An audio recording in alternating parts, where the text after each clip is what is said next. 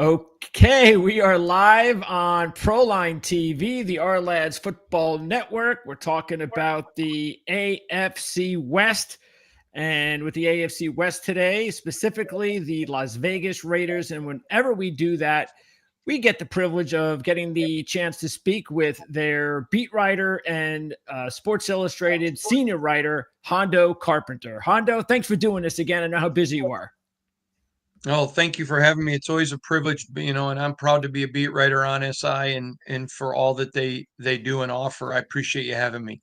It's great to have you on, especially just 24 hours after the cuts and a lot going on. I'm sure the fans have been pretty excited about what's happening, and they're staying in tune with what's going on with the Raiders by checking out, of course, your podcast and your articles. And we have links in the description for all of that, including right now if you want to check that out if you've never seen or heard of Hondo's work before with the Raiders.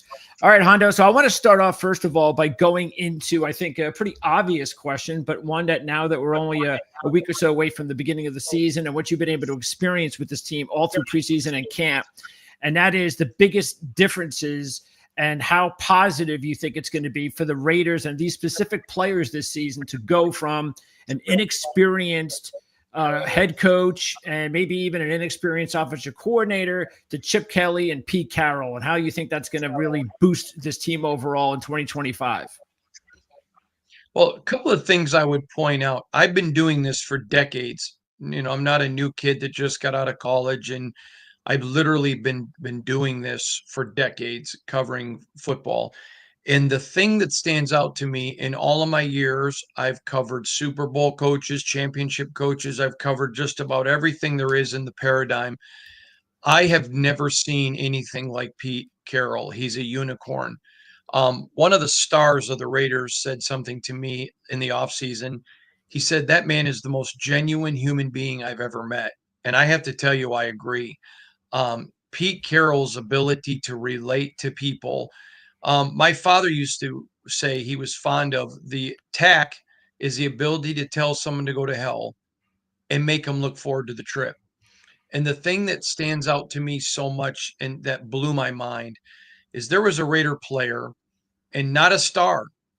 And there was a Raider player, and Pete Carroll walked up to him one day and introduced himself early and just said, "Hi, my name's Pete Carroll." And the guy's like, "Of course I knew who he was." And Pete talked with him and visited with him, asked him some questions about his family, his life, whatever, and went on. And a few weeks later, because it was the off season, he runs into Pete again and literally just asks about those family members. And it wasn't a wife and kids. And because he had asked him what's going on in your life and wanted to know. And he is a guy that knows his players' kids' names. He cares about people. He listens, doesn't always take your advice, but he listens. And then I'm going to tell you one other little piece. He walked up to a player and said, "I want you to make this team, but you're not playing good enough. And if you want to make this team, you have to do X, Y, and Z." And I'll never forget this. The player said to me, he goes, "I've never had a coach chew me out." And he goes, "It wasn't a chew out. It was, hey, I want you to make the team. I'm voting for you. I want you to, but you're not good enough." And he goes, "You know what? I can deal with that." He goes, and he has an ability to tell guys you're screwing up without calling them a screw up. It's fascinating. And I can tell you, I have a front row seat to it every single day. It is absolutely not an act. You can't fake your way to that. Oh, It's no. either real or not. And it is totally real with Pete Carroll. Especially nowadays, the divide from the old school coaching and the young player that we have today that is used to a little bit different way of getting coached. That is a really important skill to have, especially for Can I someone add like this? Pete. If you don't mind, I want to add this. He is just as intense as Nick Saban, who I had a front row seat at, as Bill Belichick. He is just as intense as any of those guys. But the difference is his intensity comes from a different place. Now, I happen to think Nick Saban is a lot warmer of a human than he lets on. I know he cares about people, and so, but I get the persona. But Sure. I can tell you this with Pete, just as intense. He will cut a guy in a heartbeat and be sad about it. but just tell them, I'm sorry, I had a chance for the team to get better, and it's all about the team, and then be okay with it. And so again, I just think it is a sincerity, and it's not a lack of intensity. I've heard him called for years a player's coach, and I agree with that. But he's also as intense as any coach that's not considered that. He's a unicorn. And again, decades of experience doing this. I'm not some kid that's been out of school 2 or 3 years Yep. saying it. Decades, hundreds of coaches. I've never seen one anywhere like it. And that shouldn't be a surprise too if people don't realize the success that Pete has had over the years, from being one of the most successful college coaches of our time, back, 2 national championships, countless Pac-10 titles, as you know, being able to also win a Super Bowl. I mean, not very many coaches can win national championships and Super Bowls during their tenure, and he's been able to accomplish that. And it's great to have him back in the game. And here's another coach, by the way, Chip Kelly, wins a national championship as an OC last year at Ohio State, was there for 1 year, did his job, now is back in the NFL. So Luke Getsy to Chip Kelly, how is that going to boost up the Raiders offense? Well, I'm going to say this. Luke Getsy, by all accounts, everyone I know who knows him thinks he's a wonderful man. So I have no reason to doubt that. Okay. I want to make that point very clear. This is nothing personal. Um, in fact, some things personally that I learned about him make me almost inclined to like him. But in my opinion, he was absolutely terrible with the Raiders. It was horrible. If there had been an arrest for being an offensive NFL quality, there was not the evidence to convict them. It was terrible. And they took Zamir White, who at the second half of 23 was the best running back in the NFL. Everybody remembers an Yeah. Arrowhead knew exactly on Christmas Day that he was running the ball, and they still couldn't stop him. He was a machine. And then Luke came in and decided he wanted to do whatever Luke wanted to do. And it just about ruined Zamir. Then he gets injured to the point that Raider fans, I was banging the drum for Zamir all offseason. No, he's terrible. He sucked. I'm like, really? Do you think he forgot how to play football? Yeah. The difference was Luke Getsy. He Yep. came in. Pete Carroll loved him from day one, wanted him when he was with Seattle, loved him. And they gave him those opportunities. And it is such a difference an offensive coordinator makes. Now, let me go back and talk a little bit about the evolution of Chip Kelly. I know some people who've played for and coached with Chip over the years, and he had a reputation as a very smart football coach with a very big ego. And I can tell you, I don't know if it's just growing up, I don't know if it's he's been humbled, but there has been zero signs of ego in the desert, not one, but all the signs of brilliance. He said something at the first press conference that I have been heralding since day one. And he talked about, I don't run a scheme. I look at the talent that I have and adjust my scheme. So, for example, look at him earlier in his career, even before Oregon. Look at him at Oregon, and then look at the offense he ran last year with Ohio State. It wasn't even the same offense. One was Yeah. wide open, one was pro set. He adjusts to the personnel that he has. Number one, I think that's brilliant. Number two, if you make his roster, he's got plays for everybody. Everybody's getting in the game. Everybody's playing in the game. Everybody is going to impact the game. I'll tell you a funny story. One of the coaches at Ohio State told me that when they left training camp last year, they had 750 plays and everybody knew the plays. He said it was phenomenal. He told me that there were years before where they didn't have 750 in a season. And by the end of the year, they were over 2,000. And in some sets, there were 5 different plays. So you Sure. go to the line, Yeah. and modern defenses are coached to read the set and know the play. So you go and you read a set in the first half, they show it in the second half, you go to cover it, and it's a completely different play. Well, you watch the film of that. So you train your guys, okay, if in this set, they'll do this or this, Yeah. and bam, they do a third. And so this person told me by the end of the season, Ohio State last year had 2,000 plays. And so as he was installing the offense this year, and every day there were new plays, and as a member of the Pro Football Writers Association, we get tremendous access. And I can't talk about anything schematic that he hasn't talked about or hasn't been shown in preseason. So I won't get into all of it. But what I will tell you is I don't have any hesitations telling you at minimum the Raiders, as long as Geno Smith is healthy, will be a top 15 offense. I think top 10 with all of the weapons that they have. Again, no ego from him, and he has let his coaches coach. He has adjusted everything, and there is not a player on this roster teams don't have to prepare for. I have been as impressed as I've been with Pete. I have been as impressed with Chip Kelly. I think Chip understands now. He's burnt some bridges in the head coaching fields, and I don't think people are going to give him a chance as a head coach. And I think he's fine with that. He's the highest paid offensive coordinator in the NFL. And I believe if this goes the way I think it's going to, and people learn about this new look Chip, that he's going to get another head coaching opportunity. Who knows? Maybe when Pete Carroll retires. Yeah. But I think he will get that opportunity because this Chip Kelly, I think, is the best version we've ever seen.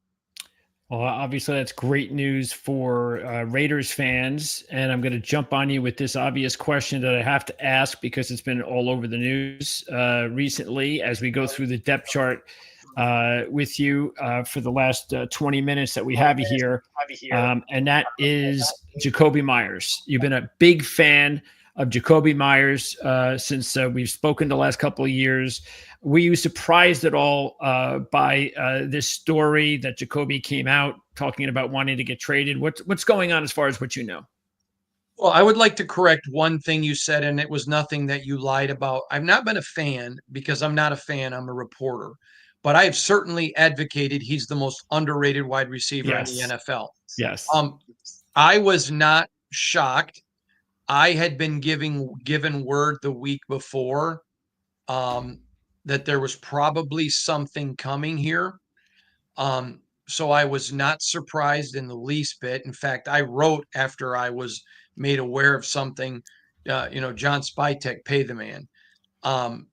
And so that being said, I'll give you some things about Jakobi Meyers. Tremendous leader and zero diva. I've been around a lot of great wide receivers in my career. I have never been around one who's great, who doesn't have some diva. Now, I covered Calvin Johnson, and Calvin had minimal diva, minimal. In fact, I used to say until I met Jakobi, I didn't think he had any. Then I found a little just because Jakobi literally has none. It's kind of like when you see a person with 2% body fat and you say there's no body fat there. Then you see somebody who really has 0% and you realize, okay, there's a little. Yeah. That I have so much respect for Calvin. Jakobi Meyers didn't drop a pass last year. He's a great leader, keeps his mouth shut, no diva, leads by example, helps the young guys, will stay and catch passes with a third string quarterback that is never going to play to help him, even though he's the wide receiver one. I think it almost hurts him that there's no diva because he doesn't go up and do any dances to draw attention to himself. So literally, he's a lot like Brock Bowers. He just does his job and doesn't talk about it. I have a great relationship with Jakobi, and he will talk about his teammates till he's blue in the face. Ask him one question about himself, and it's, well, I'm just doing my job. That's what they pay me for. It's what I'm supposed to do. He's a tremendous young man. He's a dad now. Congratulations to him being a dad. And I think he's looking at it. All right, Brock Bowers got taken care of. Max Crosby got taken care of. Colton Miller got taken care of, and they should. And all I did was drop no passes. All I did was I showed up in work and risked an injury. And, I would like to be taken care of. He wasn't a diva. He walked in yesterday morning to John Spytek's office and just said, and I'm paraphrasing here. I obviously wasn't in the room, but basically, I made it clear you guys really haven't made that intention clear. So, and I'm just paraphrasing off some things I've been told, but I would like to be traded. And the Raiders said, no, you're too valuable to us. I can tell you last year when the season was going to crap, teams called, multiple teams. I reported that. I broke that. As a matter of fact, the Raiders were not interested in trading him. I can tell you they've had calls this offseason and they're not interested in trading him. Now, that doesn't mean that they won't, because they'll trade anybody whom if they can make the team better. But you're going to have to really pay them a lot because they believe in him and they want him.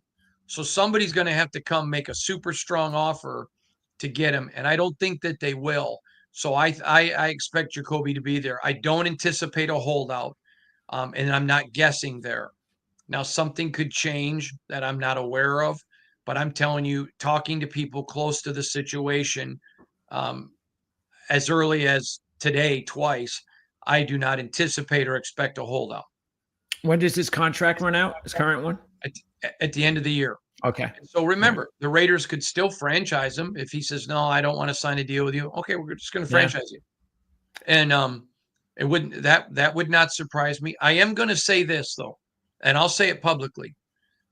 If at the end of 25 he leaves and they choose not to franchise him because of the cost, and he's much sought after, and teams line up for him, I am going to be extremely critical of the general manager. Why keep him on a year that you're not a Super Bowl team and let him walk for no compensation? Sure. So I'll make that very clear. That's how I feel. But if he returns next year, then there's no harm, no foul. If he has a really bad year and maybe there are teams that want him, but his value has gone through the floor, then you applaud the general manager. I don't anticipate that happening, but if it does, but I'm putting it right out there now so nobody thinks next year I'm picking on the general manager if that happens. Yeah, I mean, it makes sense from the general manager's point of view, or from my perspective, is just, hey, let the contract run out, make sure he's healthy, and then we'll give you what you deserve when your contract runs out and we're ready. Because he needs, at 28, 29, it's going to be his last big contract. So he deserves it. And hopefully the Raiders will give it to him, like you said. So here's the thing. Here's the problem that you run into. He's very well respected in that locker room. Yeah, oh, yeah. Now, I'm going to tell you, I'm there every day. I've had players ask me, what are they doing with Jacoby? Okay. So you run into two risks. What if he's so frustrated because he feels like you didn't value him and he wants out next year? So you franchise him. Okay, you franchise him. But you're going to end up paying him a lot more money than you would have now. He's not looking for that kind of money, number one. And number two, what's that do to your locker room? Yeah. It is important to re-sign. Let me tell you something, and I don't blame John Spytek for this, but the Raiders made a humongous offseason blunder losing Robert Spillane. Yep. It was a humongous loss. Now, that deal should have been done the year before, but it was the inconsistency of the Raiders front office, constantly changing general managers, coaches, and leadership, that it fell through the cracks. So I'm not blaming John Spytek that the deal didn't get done. But I warned for over a year that, because I knew for a fact there were going to be multiple teams that wanted Robert Spillane.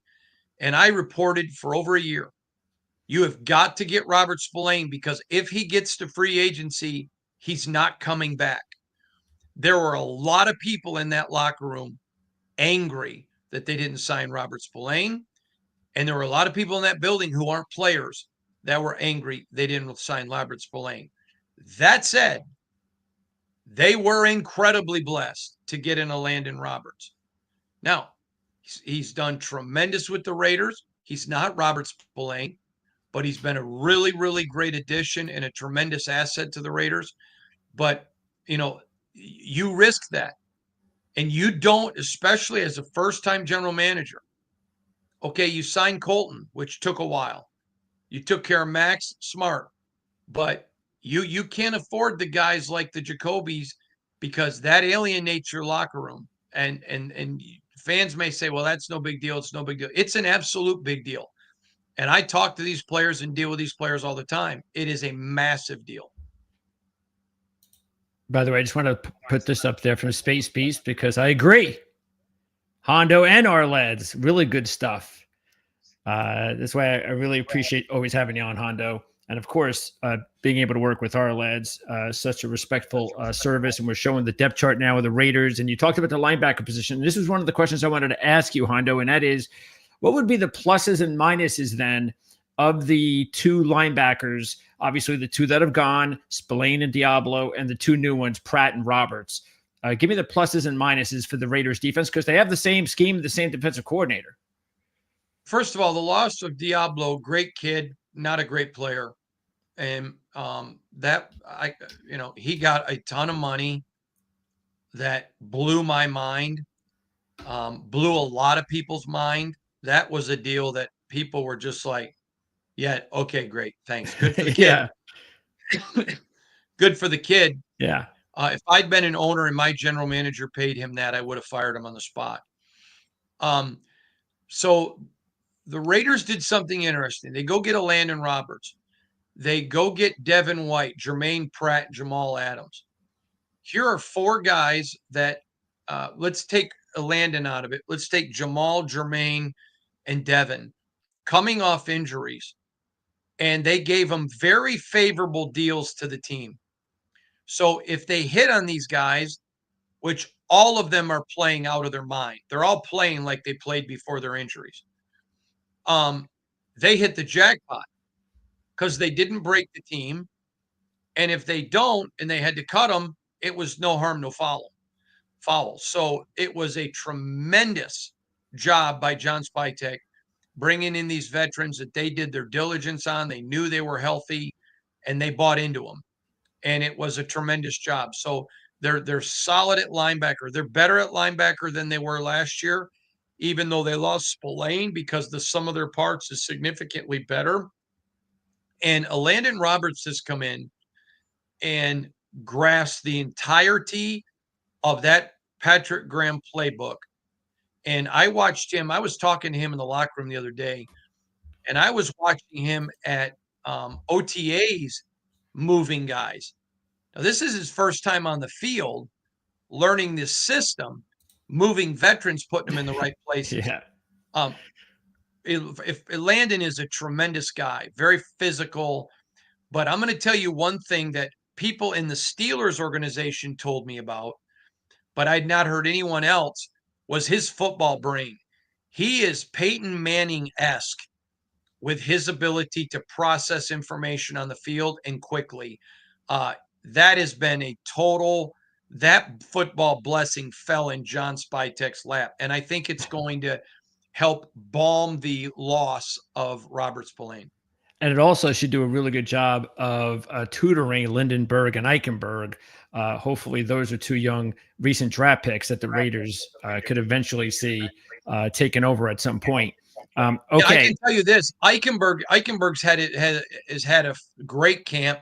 Lindenberg has been amazing. And this is the thing that's really impressed me with Jermaine Pratt, Devin White, Landon Robertson, and Jamal Adams. These guys, John Spytek explained to him, I need you to come in and play, but I need you to come in and be leaders. And Eichenberg and Lindenberg, to their credit, or Lindbergh, excuse me, have absolutely been sponges. And they're better having been around those guys. I'm going to say this to you. If Landon and Devin weren't here and Jermaine, I don't know that Cody would have made the team. But every time he was on the field, they were coaching him. Every time he came off the field, they were coaching him. These guys, these three veterans were assistant coaches on the field and a total blessing. Which one of the, I guess you might be able to call them reclamation projects, but which one of the vets, Jamal Adams and Devin White, do you think can give the Raiders a bigger contribution than the other? All right. By the way, I said Lindbergh. I meant Lindenberg. I want to correct that real quick. I think Devin will because he's going to be a starter. But I think they both can. Jamal Adams has made the move from safety, and with his speed, I have been shocked at his adjustment to linebacker. Devin White looks like the guy he was before, and there are no issues. There Okay. are no issues with him. I'm going to share a great story about Devin because I don't think fans sometimes, and I'm not mad at fans. Please don't hear this as disrespect, fans, because I don't mean it that way. But they see the money these guys make. They look at the muscles.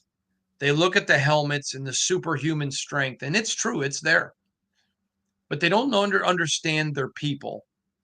And I had a chance to talk to Devin, and he poured his heart out to me and about, what he has gone through the last several years.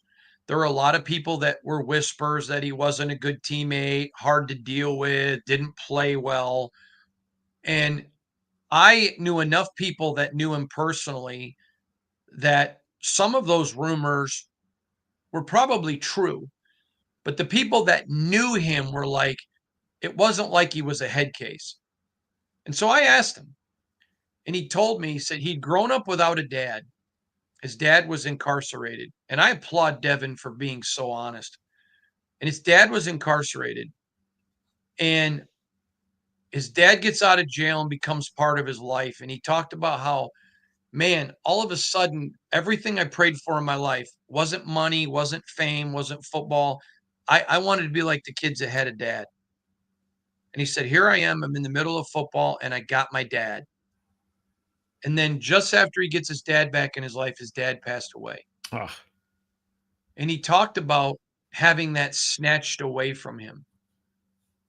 And he got bitter and sad. And then literally how his mom said, if you don't want to play, don't play anymore. And it hit him. He loved this game. And he found rejuvenation, joy. He found a newfound love for the game of football. I mean, the guy's made a ton of money. It wasn't like he was broke. sure. He's not back here playing because he was on the verge of bankruptcy. He's back here playing because he found out, wait a minute, when the game got taken away, I love it. And I would say this, I am 54 years old, and my father's been dead 10 years. And to this day, I hardly don't go a day when I don't talk about him. When I'm literally as I'm talking to you, I'm looking at pictures of him in my office. And I'm just going to say to you that I still tear up thinking about losing my dad. And I had him every day of my life. I can't imagine Yeah. as a kid wondering about why don't I have a dad, to finally getting him and then losing him. And so I think people owe Devin, a little bit of grace here. And he's been nothing but an honor citizen, a teacher, a mentor, a counselor, a coach.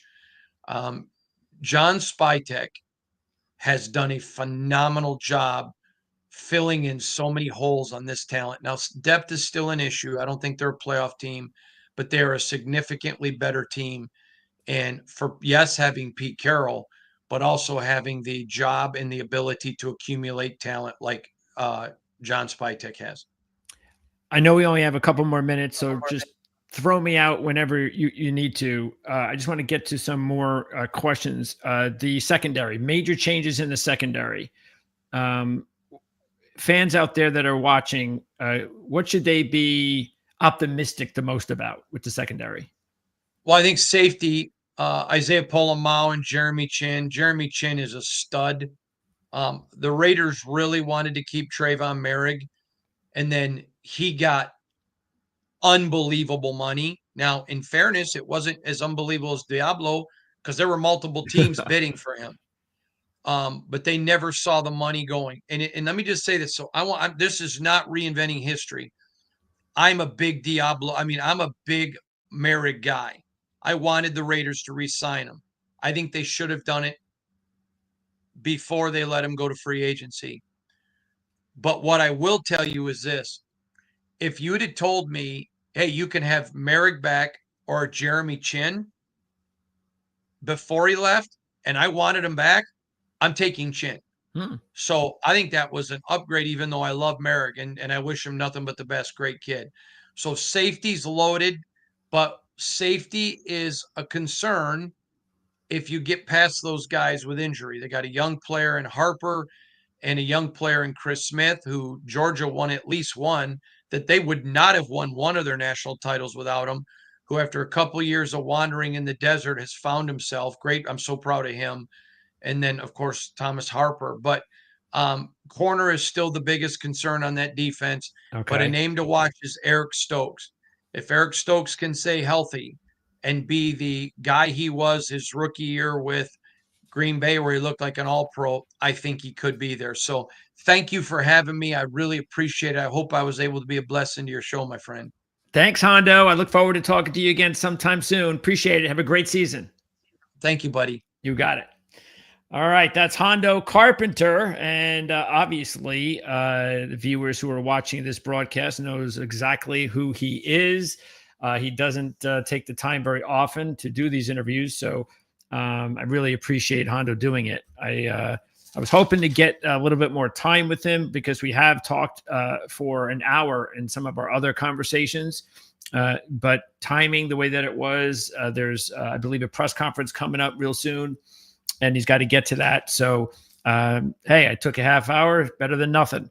And a couple other questions I was going to get to him was definitely, as we look at the depth chart, actually, we went through a lot on defense, didn't have the opportunity to talk a whole lot about the rookies. And that's unfortunate.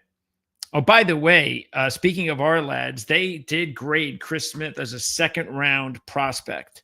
So this was actually a good pickup in 2023 from the former regime. And I know they've had 3 consecutive different general managers. But here you go. See, second round, third round. This is Chris Smith back in 2023. And again, he was a really good player for Georgia. So it was a good pickup in round 5. And this staff gets the benefit. And it's interesting because both Chris Smith and Kaya Blue Kelly, get this, in the 2 years that they played in the NFL, they have both total just 7 tackles each. So they both have 7 tackles coming in to this season, one at corner and one at safety. So a lot is going to be expected from those two kids. Again, Eric Stokes, he's been a disappointment at this stage so far in his career. So hopefully a change of scenery will be big for him.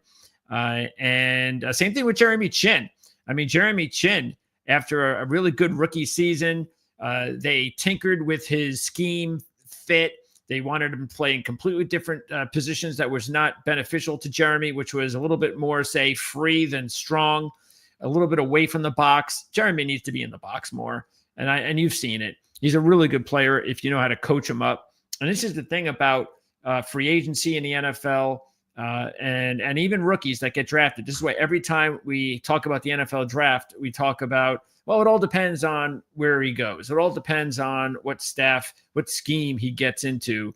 And that's why we say it, because this is what happens. Sometimes you get a player like Chin, and it looked like he's completely lost for a couple of years. Well, it's not Jeremy Chin's fault. It's the coaching staff. You know, they decided to go a different way. Maybe they just knew they were going to do that. It was going to affect Jeremy Chin, but it would be better for the rest of the team. I don't know. But the point is that a lot of, players all around the league can completely change the trajectory of their careers just by a simple scheme change and a different coaching staff. So hopefully that will be a big boost for Chin. And again, I opened up the interview talking about Carroll and Kelly because I do believe that this is going to be a much better Raider team. Unfortunately, they're in like the toughest division in football. So you have 3 bona fide playoff teams. You have potentially 3 bona fide Super Bowl contenders. Of course, we all know the Chiefs. Still wondering whether or not the Chargers would be considered a true contender. Yes, they've got Harbaugh. I'm a big fan, being a Michigan guy. But the fact is we also what Justin Herbert did last year in the postseason, and it's going to take at least another postseason to get his confidence going, and maybe even another couple of off seasons to get the complete depth going for the Chargers. I don't think they're there yet. I think Denver's a little bit further along. I think we saw that with the Las Vegas odds, and this was another thing I was going to hope to get with Hondo that I couldn't. You take a look at these are the win totals. So right now you got the win totals are between 6.5 and 7.5. And look, most of that has to do with the division they're in. Let's just be frank. It just is. I mean, it's not a good situation, but timing is not working out for the Raiders this season. But it's at least the first year under Carroll. This is a long process. They're trying to develop players, and they're looking down the road 2 or 3 years. Of course, the next step is also hoping that you can maintain Geno at a point where he can continue to play really good football for the next couple of years. But we all know that the Raiders at some level are going to have to add a young quarterback through the draft, and maybe next year. I don't know if that's too early. I guess a lot of it depends on what kind of a year Geno has. Does he look like he still has a live arm and fresh legs and all that he can play another 2 or 3 years and they can kick that down the road, maybe use up a 3rd, 4th, or 5th round pick, sort of like, a Dylan Gabriel type player that you draft in the 3rd round. And you know what? This is the Raiders. So I don't know what I'm talking about, because back in the day when they were actually successful, keeping in mind, and I don't have to remind you guys, that there have been no division titles and no playoff wins since 2002. And that year was the same year, of course, they lost the Super Bowl to Tampa Bay. And it was the end of a 5-year run that was the last successful 5-year run, or era, mini era, if you want to call it, that the Raiders organization has had. That was, of course, the John Gruden little era. And that's it. Ever since 2002, it's been downhill most of the time. They've had a couple of seasons here or there to get excited about, but they haven't been able to sustain anything, as you fans know. And that's the reason why it is important to build this right. It's not about a quick fix. It's about let's build this long term. Now, what I'm getting to is back in the day when the Raiders were successful, 2002 and before that, the Raiders, especially even that season, it was always about finding the veteran quarterback at the right time of his maturation, whether it was a Gannon, or I can go back to the Plunkett days, and we can talk about so many really great Raider quarterbacks that came here for a year or two and had really good seasons and just now won a Super Bowl and then left, and they were part of Raider lore forever. So whether or not the Raiders are going to continue to do that, I'm sure they would like to, venture into the rookie pool at some point and draft and develop a quarterback. But that's why I say maybe the first thing is you go 2nd round, 3rd round, go from there. I'll let you guys, you're Raider fans, so you let me know what you think is the best way. Would you prefer to maybe let the other teams develop the quarterbacks? And again, let me just bring up, I'm just going to bring up the name just to bring it up. Like I just already did, Dylan Gabriel. So let's say the Browns, let the Browns develop Dylan Gabriel for a year or two. Let them draft their quarterback next year, which they will. And then we'll go ahead and take that player who's ready to now compete for a starting position somewhere, and we'll do that. That's better than going and getting a rookie, especially if you're going to be a competitive team in the next couple of years and you're going to be a 6, 7, 8, 9 win team. You're not going to be able to draft very high. So next year, I believe if Arch Manning comes out, I believe the top 4 quarterbacks in the draft will be Arch Manning. You got Klubnik, you've got Nussmeier, and you got Alar. And I believe those will be the top 4 picks in the draft if Arch Manning comes out. Now, if Arch does not come out, I still think the other 2 quarterbacks are going to be the top 3 quarterbacks in the draft. So you will have to mortgage a lot to go up and get one of those guys. And that, again, goes into a different philosophy, because if you start mortgaging too much future draft pick collateral to run up and maybe try to expedite the process of developing the program, the rebuild, then, hey, God forbid you pick the wrong quarterback, of course, if you do that. But these are the types of decisions that the Raiders are going to have to make. And in the past, they used to always just go the route of, hey, we're going to take the veteran quarterback. We're going to build around him. and go from there. Now, they were able to do that successfully for a long time. I know the system has changed. It's a different era in football. Obviously, a lot more parity than it was back in the day when the Raiders were a dominant football team. So maybe it was a little easier for them to accomplish something like that.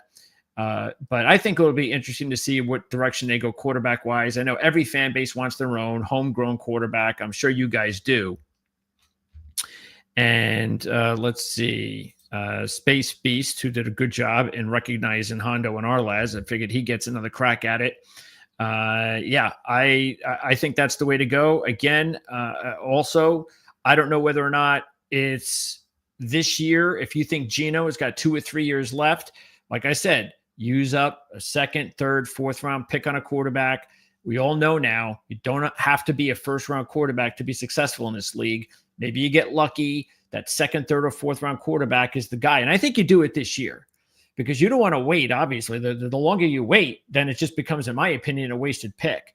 So go into the draft this year and decide either I'm going for one of these quarterbacks at the top of the draft, or I'm going to go ahead and I'm going to just use up our second round pick or a third round pick on a quarterback.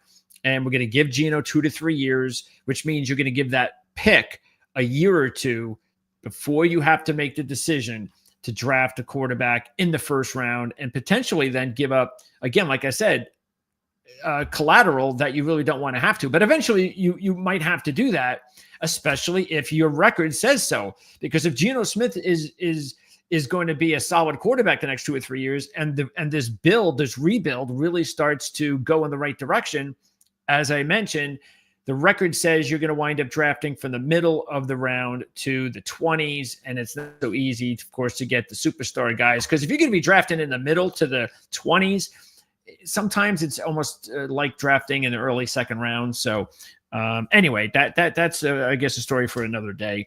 Let's go ahead and pop up well, I don't want to really get too much into the division because they're 22 to 1 to win the division, which we know they're not going to do this season. They're a 3-point dog at New England week 1. Again, something that I wanted to go over with Hondo, but Hondo's going to be talking about all this stuff, and you know where to find him. We got links in the description of this video if you've never checked his content out. He does a great job covering the team. And so you don't really, especially nowadays, online, YouTube, there's like 10 or 15 different videos per team, people covering teams. And most of the people that cover teams on YouTube, I'd say like 90% of them don't even have clearance to get a media pass to go to a game. They don't cover the team at home and forget about it on the road.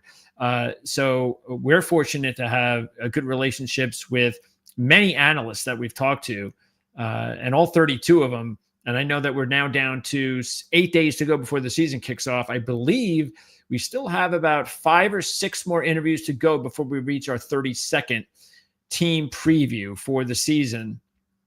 So later tonight, we've got the Buffalo Bills. And then on Friday, your favorite team, the Kansas City Chiefs. We'll talk about them. I know how big fans, Raider fans are of the Chiefs.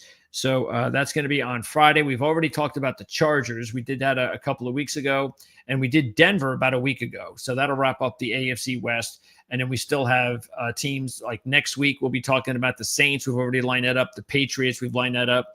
We're close to lining up the Packers. Hope the Bengals, we're trying to line it up as well. But we've done a really good job over the last month or so with all 32, or trying to get all 32 of our analysts. And we have actually added a handful of new analysts to our group here. I guess you can call them our insiders here on the Arlaz Football Network. And if you're new to the channel or the channels, keep in mind we are broadcasting both on the Arlaz Football Channel as well as here at Proline TV. Proline TV is a completely different channel, a lot more handicapping involved, definitely fantasy talk. Matter of fact, just did a fantasy show with Jared Smola over at Draft Sharks, and they're the best fantasy outfit going right now. Consecutive years where they've had the best fantasy expert as far as the rankings in the beginning of the season to the end of the season, and who's done a better job of ranking these players accordingly. Well, Draft Sharks has done it back to back with 2 separate analysts who, by the way, I just happen to be owners with in the same dynasty league. So not that they're my owner, or not that we're partners, but we've got an Ourlads DraftKings dynasty league going. So it's a lot of fun. So we have half of the league are from the DraftKings side, and the other, or Draft Sharks side, and the other, I always get that wrong, and the other is from our lads. So they're from my people who I know, especially people who are like Hondo, analysts for their teams, like Kevin Knight, who covers the Atlanta Falcons and so forth. So, all right. So yeah, I don't know. Let us know, because I'm going to put that in the I'm going to put that question in the description area of the video. Let me know how many wins you think the Raiders are going to have. Once again, if I move this back down again, you see that the Raiders have a number from Vegas of between 6.5 and 7.5, keeping in mind that the 6.5 is minus 145, 7.5 is plus 140. So they're really at 7 is what Vegas is telling you. They'd like to be at 7, but you can't. So they're telling you, well, we don't think they can get to 8, so we're going to give you plus 140, but we think they're going to get to 7. So there you go, minus 145. So I don't know what you guys think. And by the way, excellent to bring this up, Jonathan, regarding Sellers. But I will say Sellers is one of these quarterbacks. I know I didn't put him in the top 4 because I don't think he deserves to be in the top 4 right now. I think there are tons of scouts out there that'll tell you that Sellers is a kid that could be anywhere from a top 5 pick to a day 2 pick. Nobody knows what's going to come about with Sellers, because really what Sellers is, he's got a lot of the same traits as Anthony Richardson. The difference is it's Sellers, maybe it's financial, because the money that the kid gets to make by staying in college one more year is he doesn't have to rush himself to the NFL. I'm not even sure if he was eligible to come out. But the fact is that he gets the second year. He gets the additional year that he gets to spend in college. Richardson did it 1 year, boom, NFL. And come on. I mean, we even talked it here at our lads. It was absolutely ridiculous that the Colts picked him as high as they did. He wasn't ready. Nowadays, this nonsense of general managers picking quarterbacks with 1 year or less of experience or slightly more, and then throwing him into the starting lineup as fast as possible because they know they got to get him in there as fast as possible because, hey, I've got an investment here and it has to pay off. And then the kids are never ready because they don't have any experience. And then a year later, and you're seeing it right now, what happens? They get benched. Maybe sometimes their confidence goes. And then within another year, you're giving up on them and you're drafting someone else, or another regime comes in, and then they're off to some other team and you don't know whether or not they're ever going to make it. Like right now, a player like that, we have no idea if he's going to make it, is Zach Wilson. Now, I think Zach is going to be one of those quarterbacks like Geno Smith, like Sam Darnold, former Jets, that will make it. But it might take him another few years. He'll have to land in the right spot with the right coordinator and the right offense. And I think he's going to be fine. He has just too many good tools. I don't know about Richardson because Richardson has never shown the ability to be an accurate quarterback. But maybe he needs another 3 or 4 years in the NFL before he can actually be that player that everybody thought he could be as a first-round talent. Now, the Colts might have been the only team that thought he was as good as they drafted him. But there you go. Anyway, the point is with Sellers is that there's a lot of Richardson in him, but he's going to be better suited when he comes out because he'll have more experience in college. This is going to be a huge year for him, obviously. It's going to be a lot of fun covering him and the entire team. And the SEC is really loaded top to bottom this year. Me being a Big Ten fan, I have really enjoyed the last 2 years, and that's without question. But the SEC this year, I believe this year, not the last couple of years, I didn't believe it, but I do believe this year, the SEC from top to bottom is without question the best conference in college football. The Big Ten, I still think at the top, maybe the top couple of teams can battle with the top couple of teams from the SEC. I definitely still believe that. But I don't believe in the middle and the bottom half of the Big Ten like I did last year, Whereas I think you could take a look at a team like South Carolina, who's predicted to finish 10th or 8th in the SEC, and nobody would be shocked if they were in the SEC championship game. So that's why it's going to be really interesting and fun to watch Sellers and find out what kind of a season he can have. Because as we all know, as football fans in the NFL, we desperately need these young quarterbacks in college to have success as much as possible, get into the NFL and be successes there, because the quarterback market is just so thinned out. We knew this was coming. We knew that at some point, and Aaron Rodgers is the last, I believe, if you want to throw. Now, he's definitely the last of the elites that will retire when he does. It could be in the year or 2 years. And when he does, that group of the Tom Brady's, the Rodgers, and all the way down, that'll be it. It'll be over. And we saw it coming about 5 or 6 years ago and wondered what would happen. And we were real nervous about losing all of them and saw this coming. Unfortunately, it hasn't been quick enough for the maturation process of these younger quarterbacks in college to become really good, adequate. We're not asking them to be elite, just adequate, good NFL quarterbacks. And again, it's rushing the kids in, not enough playing time. Do you think it's do you really believe that it's a coincidence that a player like Brock Purdy can come into to the NFL and perform so well so quickly? Why do you think that is? It's so obvious, because the kid had tons of experience in college. And so he was able to pick things up quickly with a really good offensive coach and a system that works perfectly for him. Same thing going on, I believe, will go on with Dillon Gabriel. I think Dillon Gabriel, and I said this before the draft, that I believe that the quarterbacks, because there were a handful of veteran quarterbacks that were going to get drafted later in the draft compared to, say, Sanders, who everybody thought was going to get drafted in the first round initially, and Ward. And I felt, and I wasn't the only one, but I felt that I would have bet that that a quarterback or two later rounds would be more successful than a Ward and another. Now, I like Ward. I think Ward's going to be a good NFL quarterback. But if you put Ward in next year's draft, and again, I don't know about Sellers. I'm not sold on him yet. But I am sold on, and I'm not even sold on Arch yet, I'll be honest with you. I still need to see Arch play a full season. First of all, tell me that you can go out there with the pounding of college football and don't have any injuries. And I don't even know how his body is. We all believe he's going to do just fine. But let's just see what he can do first.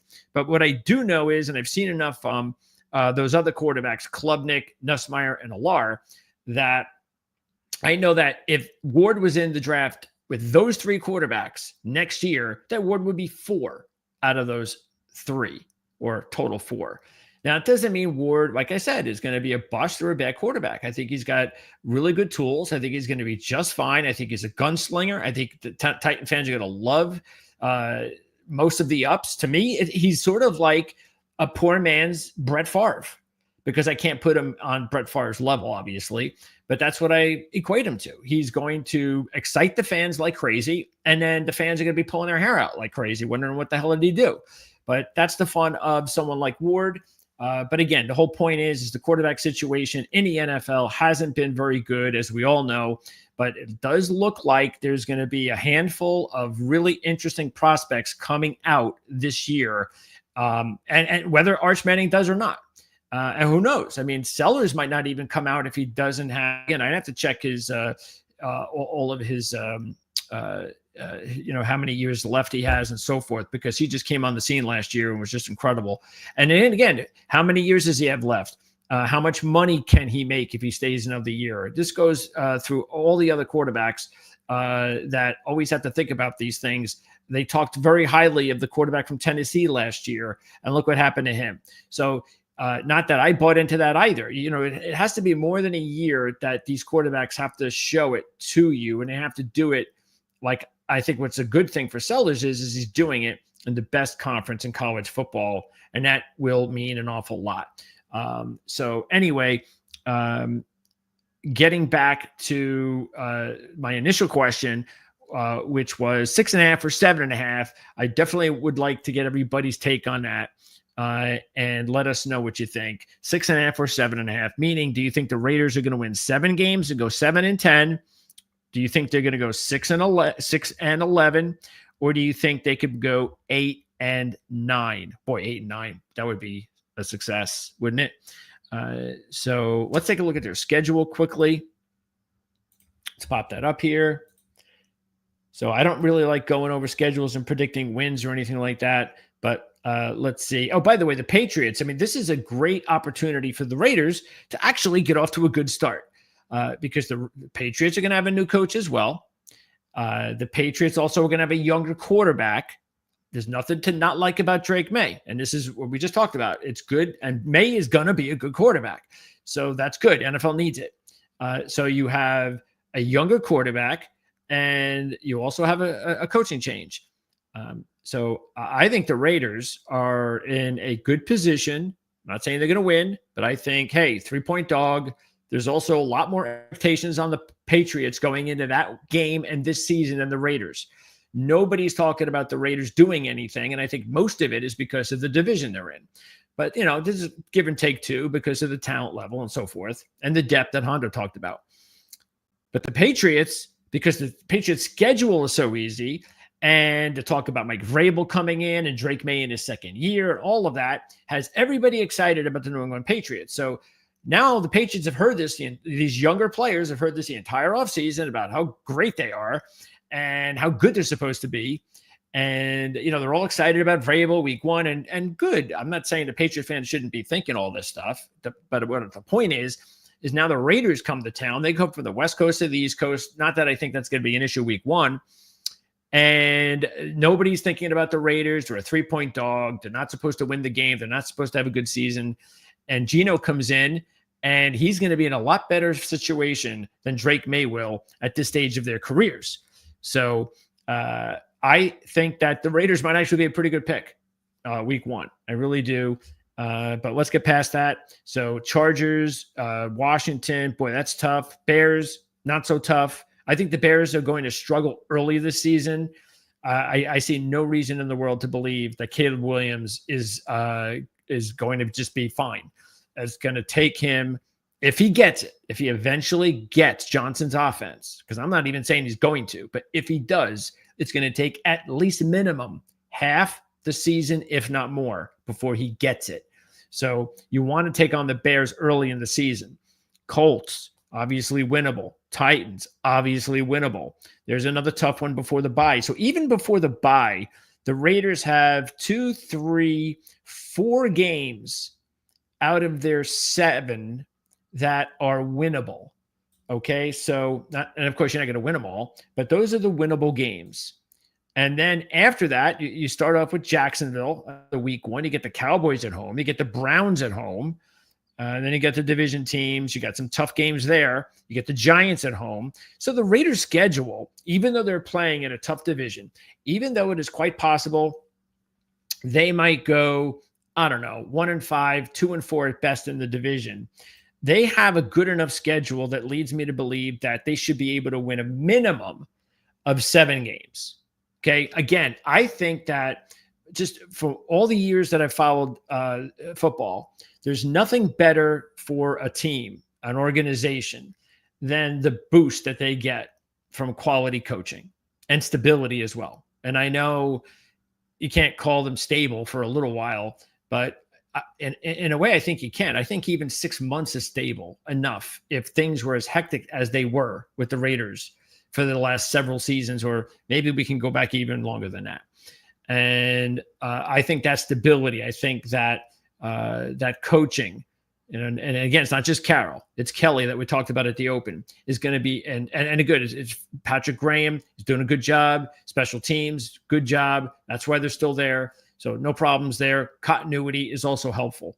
But what needed the most help for sure, offensively, you bring in the quarterback, you have Chip Kelly, you've got Pete Carroll, and I know Pete's more of a defensive guy, but the point is I think that this is going to be a really good situation for the Raiders. I think there's other teams like that in the NFL, and the Raiders are one of them.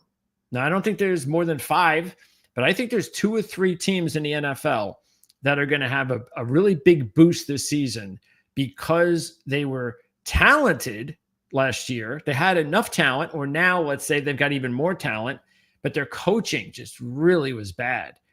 And you sometimes just don't notice that until the next year when the new coach comes in town and you start playing a lot better.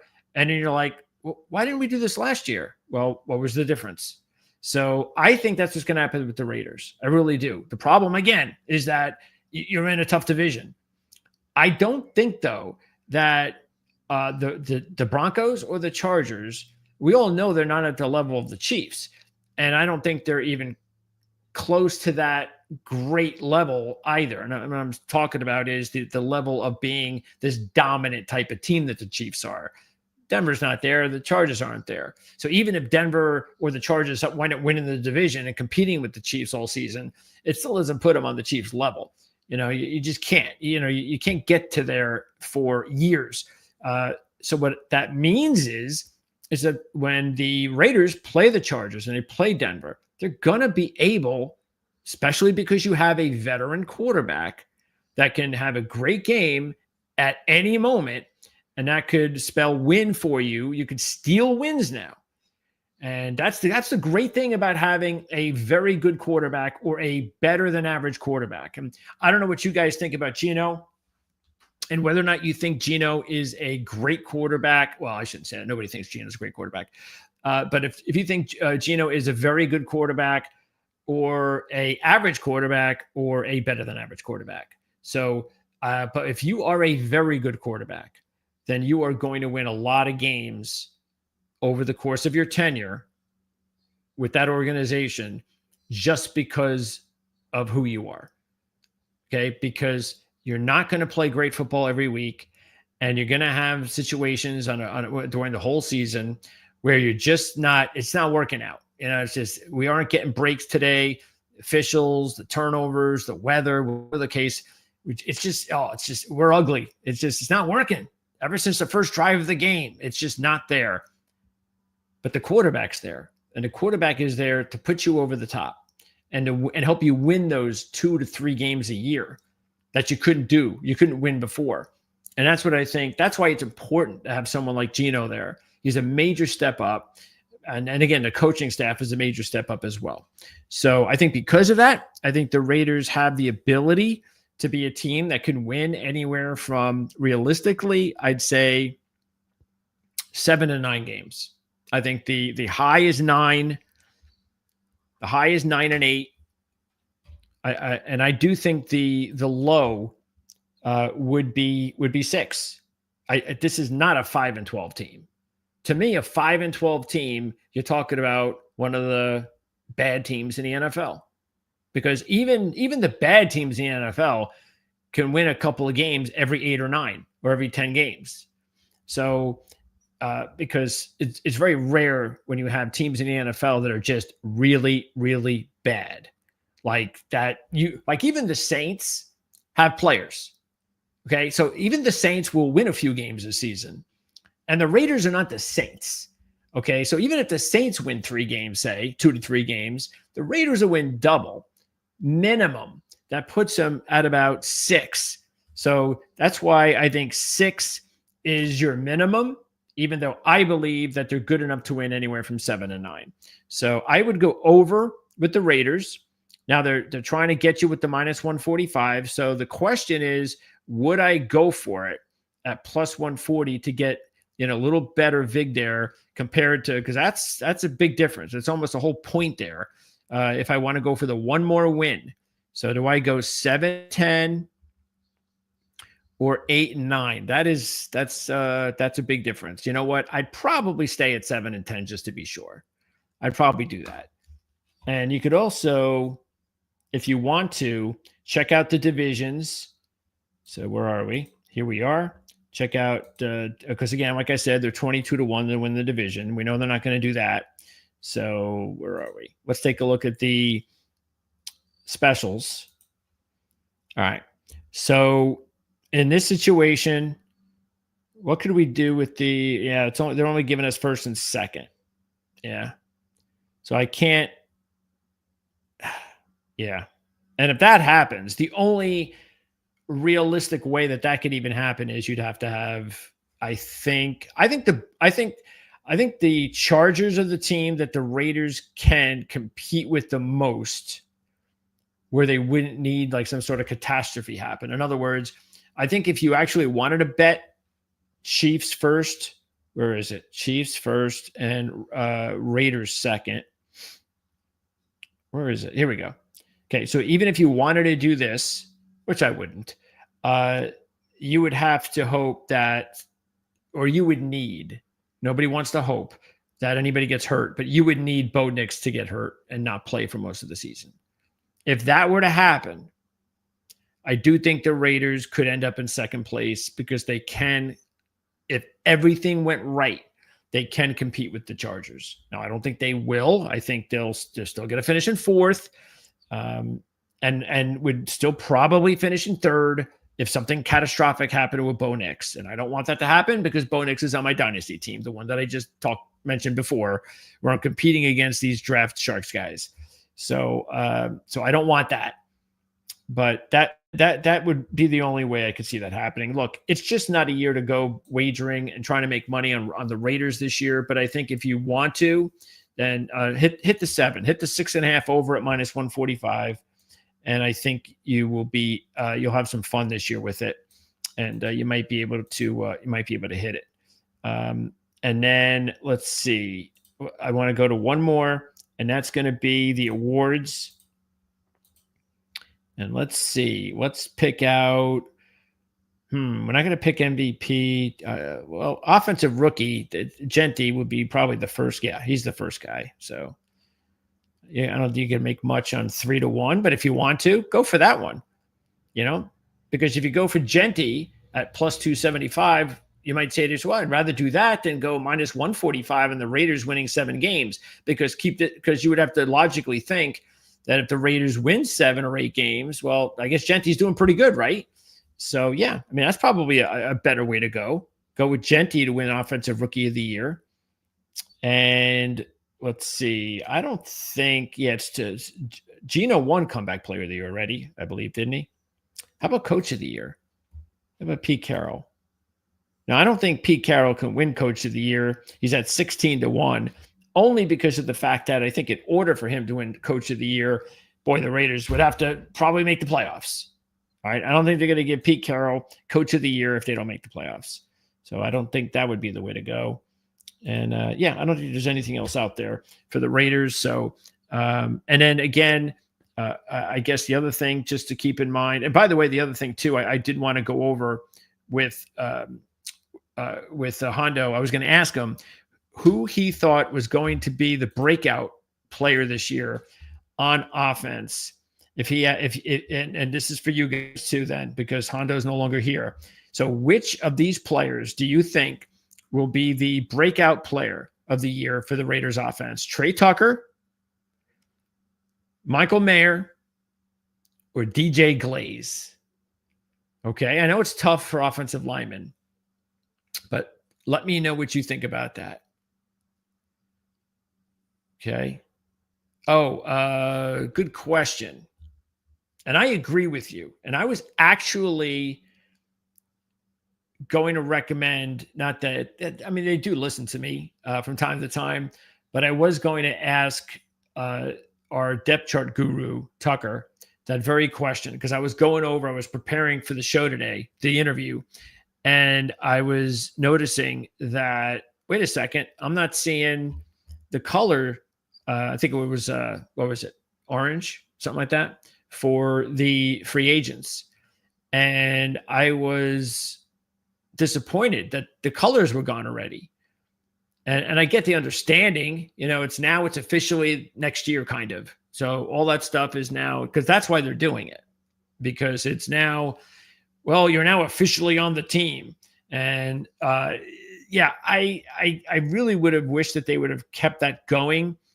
I'm not sure why they changed it, and I'll still ask Tucker. I'll ask him. I'll tell him. I'll bring this up. I'll bring up this question that you asked us, UFC Impact, because I feel the same way. It's a lot easier when you're going over teams that you're not complete, or players that you're not completely familiar with on other teams, 32 of them. You're not going to be familiar with all of them. You want to be reminded of, wait a second, did this guy sign last year or is he a new player? And that does matter for a variety of reasons. So I do agree with you, but that's the reason. Well, again, I don't know the reason, but I'll try to find out. And I guess the best way that I could, I tell you what, the best way that I could get back to you is if you put this on our X account, because I control the RLED's X account. So pose this question there, and I'll take it and I'll send it off to Tucker. And by the way, Tucker might eventually be watching this. I know he gets around to watching all the interviews.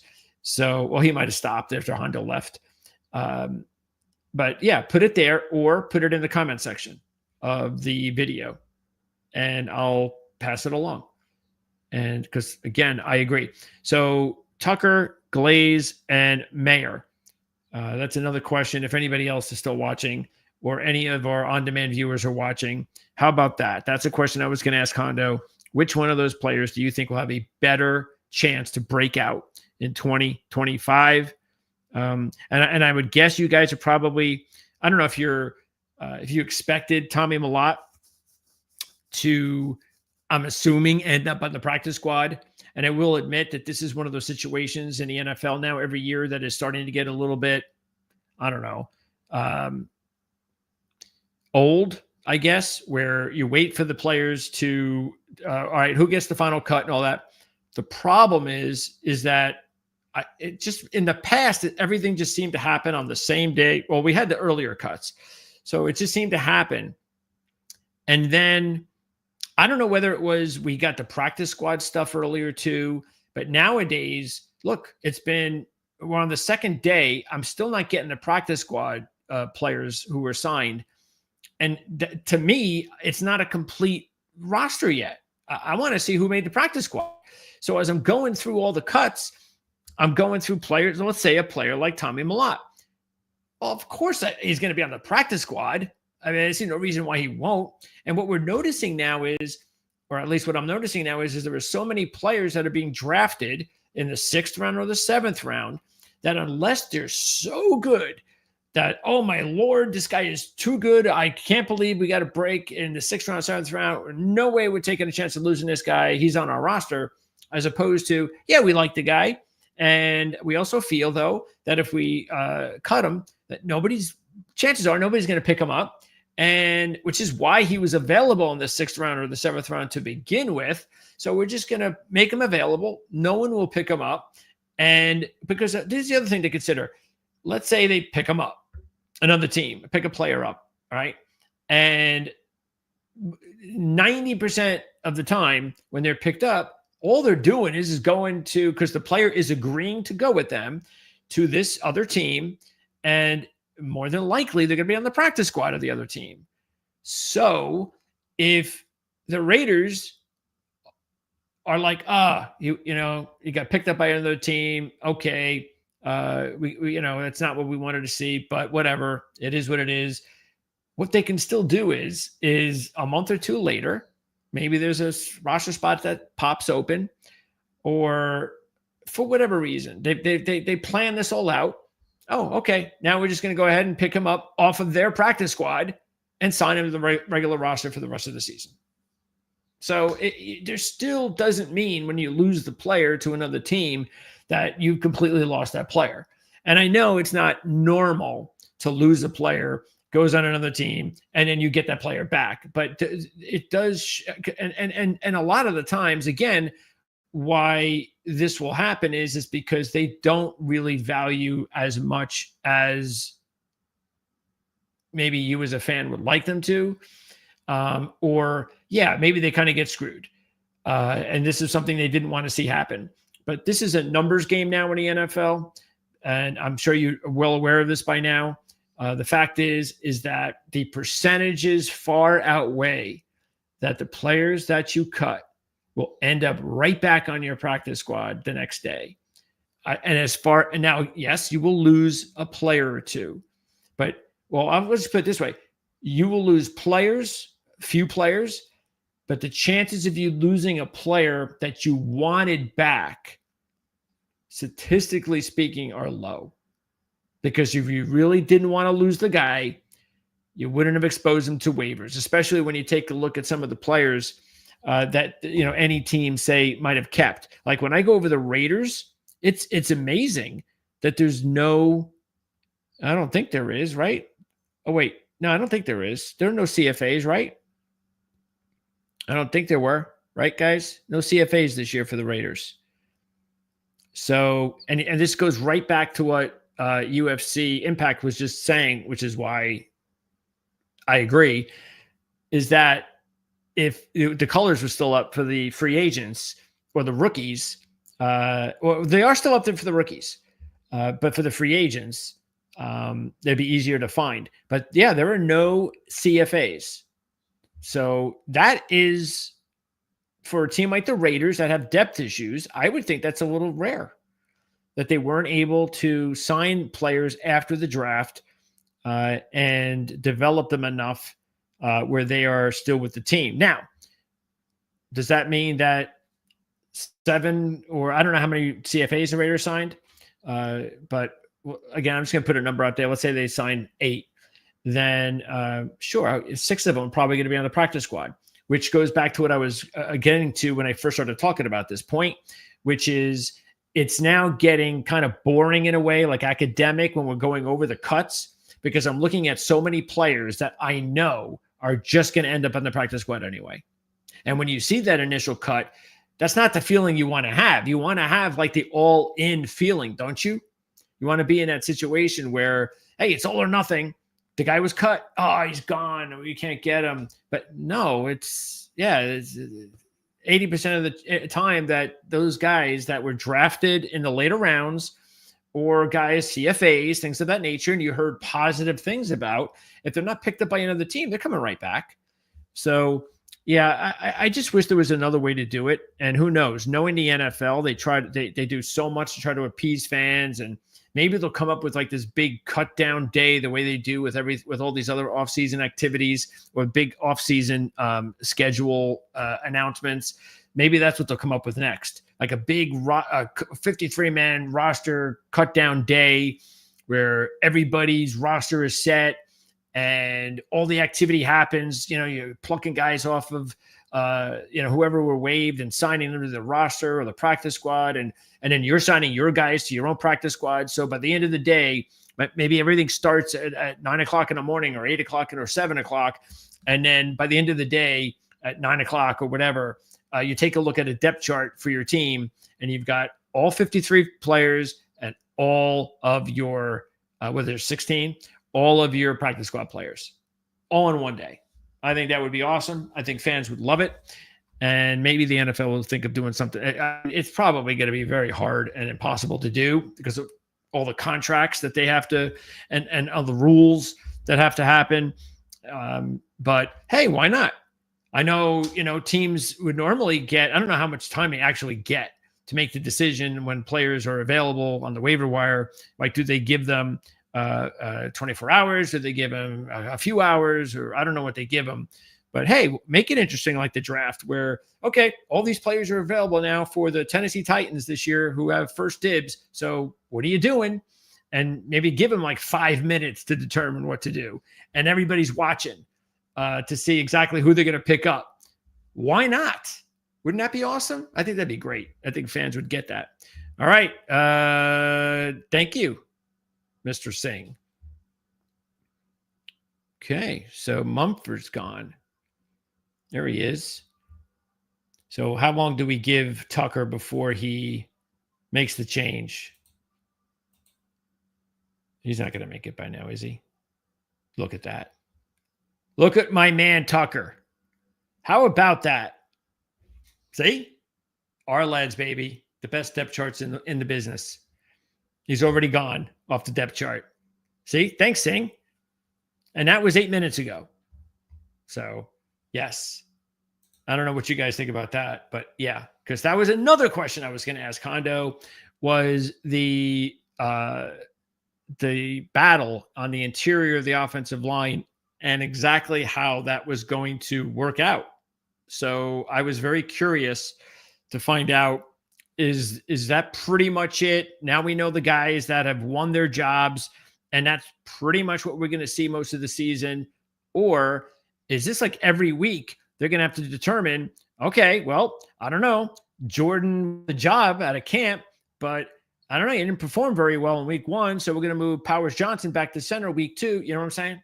So I don't know. I was going to ask that for Hondo, but once again, we did not have enough time. I was also going to ask him about the fact that, and this happens all the time in the draft, how 4th-round rookie bests 2nd-round rookie in one offseason.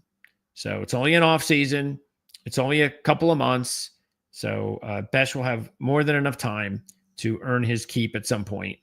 And and that'd be good for Raider fans, of course, if Besh can put himself in a position where he can be a starter, just like Thornton, because who knows if Jacoby Myers is going to be here? Who knows if the Raiders are going to trade Jacoby Myers and get some good compensation for him, or if they sign Myers to a 3-year deal, give him his last big contract for the NFL.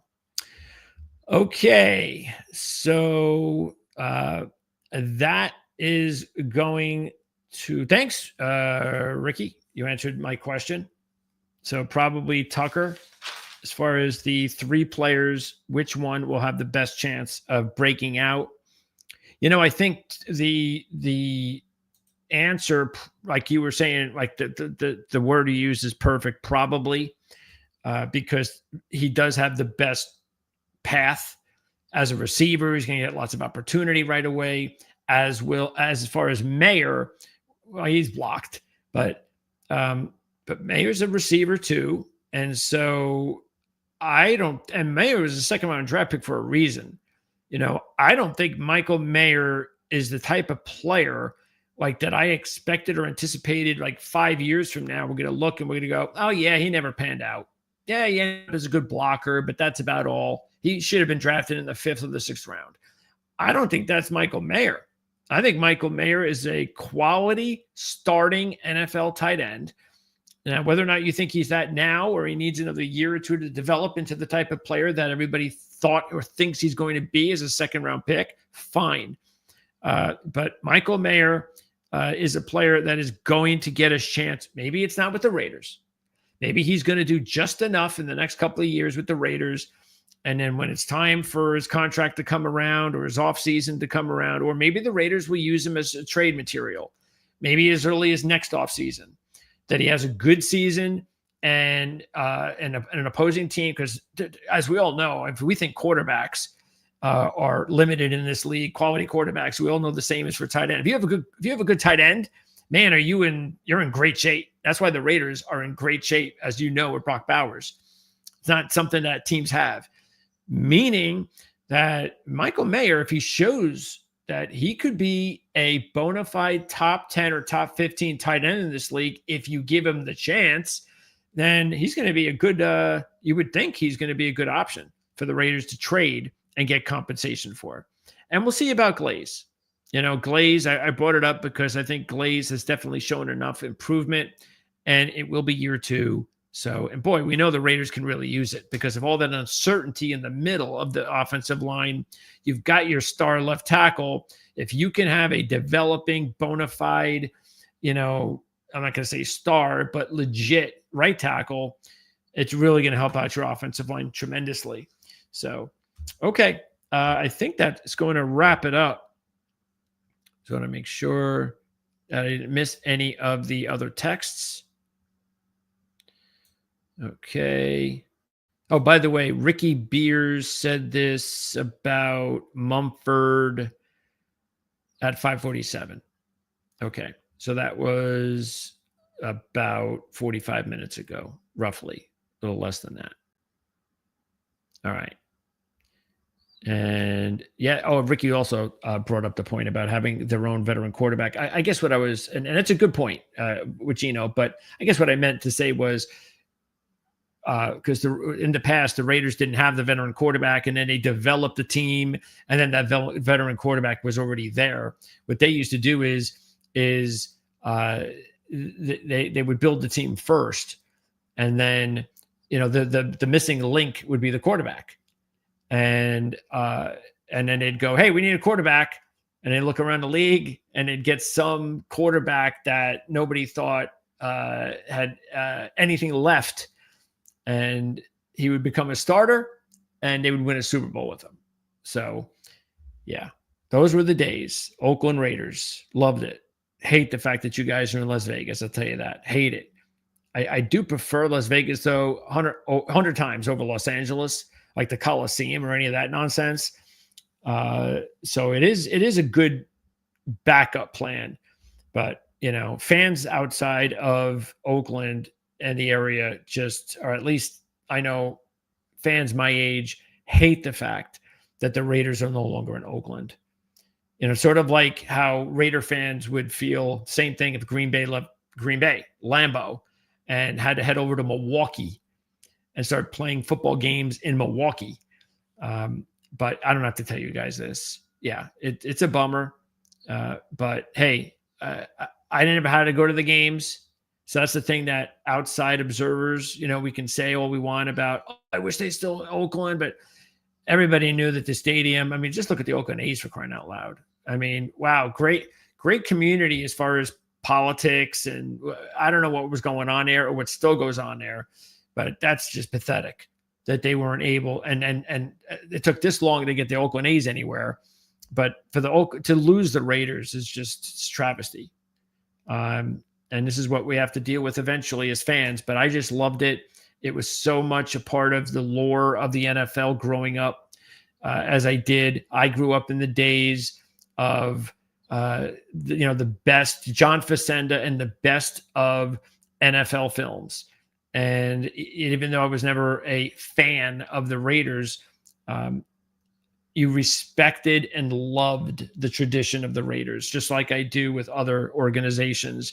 As much as I, can't stand some of these teams that, like my little pathetic team has lost to over the years, you just respect the legend of what the Steelers did and what the Raiders did and some of those other organizations, and it's always with you. And unfortunately, look, Pittsburgh is still in Pittsburgh, Green Bay is still in Green Bay, but Oakland, the Raiders, unfortunately, will never go back to Oakland at this point, and that's unfortunate. But they're in Vegas now, and it's a nice stadium, and I'm sure it's a lot nicer for Raider fans, even if you have to drive. I don't know how long that drive is, a few hours to get to the games now, if you were still living over in Oakland. But at least I'm assuming it's a much nicer facility. So there's that, and it's also Las Vegas. So, there's make a weekend of it and so forth. And I guess that's a whole new story. Hopefully we'll get more of an opportunity to have these conversations, even though we're not able to have them as much as I'd like, because Hondo is such a busy guy, as you know, which is why it's rare that he does these interviews. And I really, it's great that I have him on, and it's awesome that he takes the time to do it for us here.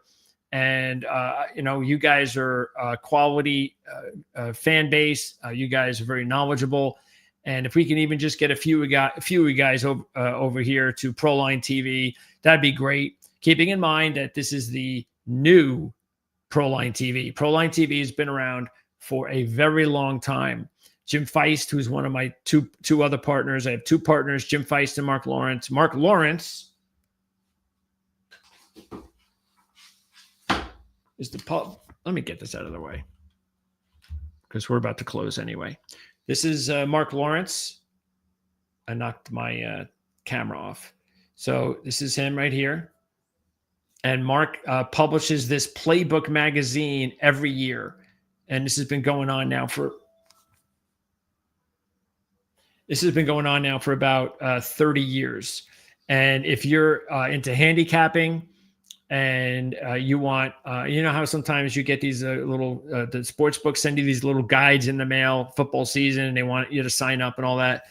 Well, those little things are just silly. This is the Bible compared to those. This is a Bible. This is awesome. Every college football team has a page, 2 pages. Every college football team has 1 page. Every NFL team has 2 pages. I think that's how it is. Yeah. And so you get every NFL team, every college football team. You get all sorts of excellent information regarding really historical trends and key stats that'll help you to wager on NFL and college football.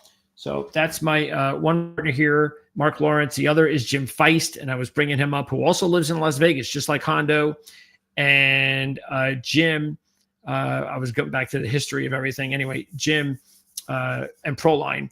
Proline has been around for, I guess it's got to be 40, 50 years.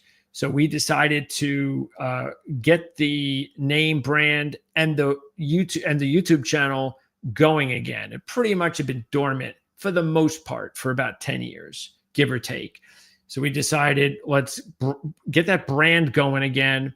And so Mark, Jim, and I, of course, I was with our lads full time for several years. I had my own channel called Prime Sports Network. Still have it, but it's kind of dormant now.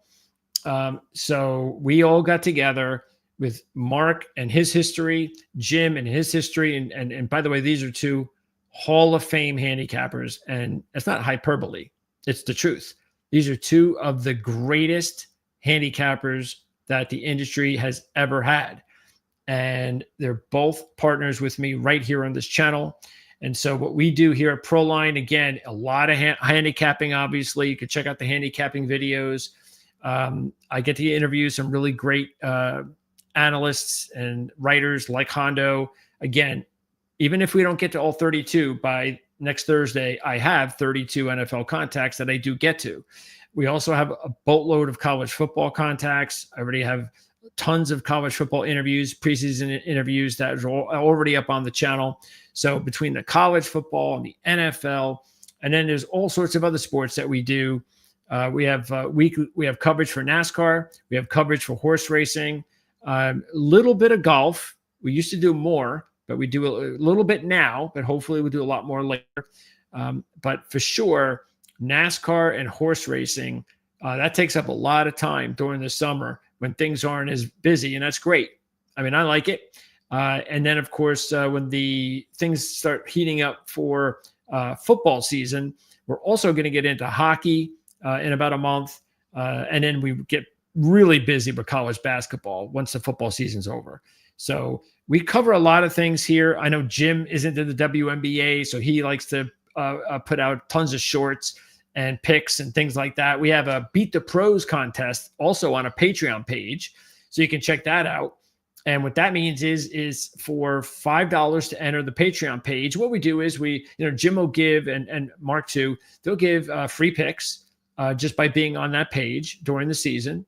And just by being part of the Patreon page, our premier page, it's the only one we have on Patreon, you get to enter the Beat the Pros contest. So that gives you an opportunity. I think we've had I don't know if we've come up with a final figure, but it all depends on how many viewers we get to subscribe, because it's new. It's the first time we're doing it. So we might give out like $100. But the great thing, as far as you being the best of the viewers, we'll keep the stats and everything. But what's fun about it is you get to compete with like 20 or 30 of the industry's really best handicappers going right now. And that's got to be fun. So you just get to go into this contest, weekly contest. You get like one NFL and one college football pick each week. There's a couple of things about it. But we'll talk more about that on our show Thursday. We have a playbook show we do every week. It's with Mark, it's with Jim, and it's also with Andy Isco. I will only be there for the next couple of weeks because that's going to be a handicapping only show all season. So it's for just handicappers. I'm on because of the fact that we're using that as the only show that we're going to do all of our predictions on. So I might as well be a part of that, give my predictions with all those other guys. But once the season starts, it's just professional handicappers. Anyway, on that show tomorrow, we'll talk more about the contest and everything. Well, we always have links in the description of the videos. You probably see it on this one right now about Patreon. You can sign up, but we'll be more clear on what you're going to get.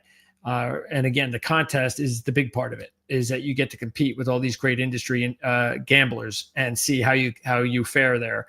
And we also have a Penn State show for post game that's coming up. One of the writers for On 3 covering Penn State, and also one of the former rivals Penn State writers getting together, and they're going to combine forces to do the Penn State. They're not starting this week because we just put it together. So we're going to have that. That's going to be on YouTube. So we're going to put it on YouTube in the next couple of days. We're going to make it available starting the second game for Penn State. Their first show will be Wednesday. We're going to preview games for Penn State football each week. So anyway, there's a lot going on here. It's our first full season. And I just want to let everybody know who doesn't know about us. There's a lot to like here about what we do. It's a lot of really good content. You go around YouTube, like I was saying before, when comparing Hondo to a lot of the other, say, Raider channels out there, and it, 90% of them, you're like, well, who are these people? Now, some of these people who you don't even know are pretty good at what they do. They don't have to be professionals, but for the most part, most of them, they're just okay. And there's, they don't have any information. They don't have any longevity in the industry. And it's just the way that it is. It's YouTube. Anybody can do it. But that's what separates the businesses. That's what separates Hondo from maybe any of the other Raider channels, is his experience, his access to the Raiders. And that's why you guys watch him, I'm sure. That's why I'm sure a lot of you guys watch him. And that's why I was really, really happy that I was able to get Hondo to participate with me. That's why I also don't try bothering Hondo too much during the year. I try to only get him like a couple of times because too much is, you don't want to do that. So I always get him around the draft, off season, get his take there, definitely before the season starts. And hey, at some point in the next year or two, when the Raiders start getting into big games, then I will definitely ask Hondo during the season if I can have 10 or 15 minutes during the week and ask him about a game. So I'm looking forward to that coming up. And then getting back to what I was just saying regarding the industry and how we compare as Proline. Again, you're getting three with all partners, professionals. I'm not a professional handicapper. They are. They're professionals. That's what they do. They do a great job of it, and that gives us a lot of credibility here. I come from the side of producing and also really being able to be more of an analyst for tons of sports, but for most of all, it's football, it's NFL, it's college, and which is why I was able to get the opportunity to work with our lads. So I feel very, very fortunate that a respected site and business like our lads brought me on. And I don't know if you know that they put out a draft guide every year. It's also very successful. I have it here somewhere. Here it is. Okay. So this is the draft guide, and this comes out every year. It's the best one on the market. I know I can't show you everything, but look at all this. There's like tons. These are all scouting reports. And at the back end of it, there's a part where they have all 32 teams. They have a snapshot of the current depth chart at our lads. Like here's an example. Okay. And then it's position by position. You get a writer that goes in and talks about what they think that team needs to concentrate on for the draft. And I've been with that magazine now for, I don't know. I don't even know, 10 years, maybe more. So and they have two magazines. One is the draft guide. The other is the draft review guide that comes out. And if you want to find out what we all think about the drafts, we go over like a grading system, talk about the players to keep an eye on, maybe college free agents, how they did in free agency, and then break down each one of the picks and about the player and what to keep an eye on. That's why you won't see those rookie reports if you click on the depth chart of the rookies, you won't see the same scouting report there until I don't know what their date is, but at some point far away enough from the draft, then they'll post it, because obviously you can still pay for it, and whether you want the hard copy or the PDF. And anyway, the bottom line that I was getting into with that is that being able to work with our lads, a respective service like that is really huge for me and for us here at Proline. And now we're kind of developing a nice little relationship where we can multi-stream here on Proline and our lads with all of the football content, most of it, like 90% of it. And that's a benefit to both channels for sure. And we're going to continue to do that. So I'm pretty proud of what we've got going on here. It's our first full season together. So we still have a long way to go. We don't even have 3,000 subscribers yet. So we have a long way to go. But we have a lot of cool things all season long, every week.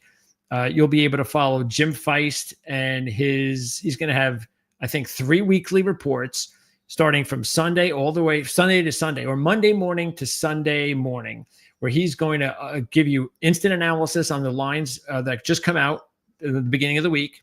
Then he's going to give you a midweek update. And then he's going to give you on Sunday morning, he's going to let you know about the final analysis and give you picks regarding the lines. And what he's letting you know is, from his experience, he's trying to let you know which lines you should be taking advantage of that are out right away on Monday morning, and then attack it before the game the following Sunday.